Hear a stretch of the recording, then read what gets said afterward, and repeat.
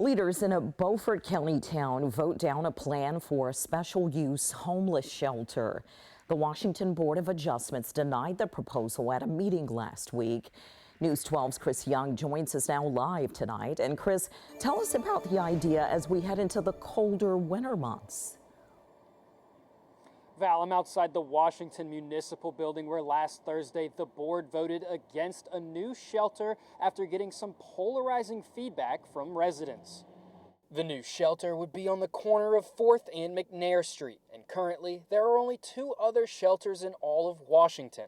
I sat down with the director of Zion Homeless Shelter and Soup Kitchen, Keith Harris, who was one of the people proposing this new building. The biggest challenge right now is that where we're wanting to build the shelter, the neighbors aren't really receptive of it. And I can understand their feelings, but they got to understand also these people that we're trying to help, they have nowhere to go. The Zion Homeless Shelter opened up back in 1985 by Keith's father, Robert Harris. And now Keith tells me the building houses 8 people, but every day he feeds more than 100. He says the new shelter would come with much needed upgrades. We can hold 20 men, and that will get some others that are still calling right now trying to find a bed off the streets and at least, like I say, somewhere safe. And plus, it's going to be a place where we will train them to manage their money and find a job or interview for a job and things like that. Keith tells me the winter months are always difficult for people without a place to stay.